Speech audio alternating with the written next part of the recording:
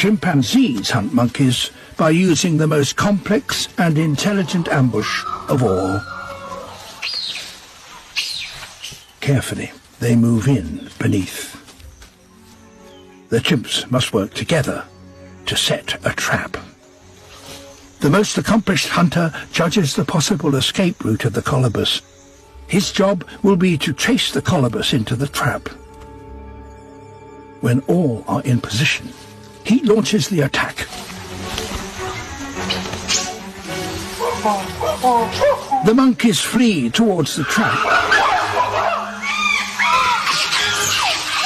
The colobus is brought to the ground, but the meat is divided up in a specific way. The hunters take the choice cuts. High-ranking females and their offspring get their share.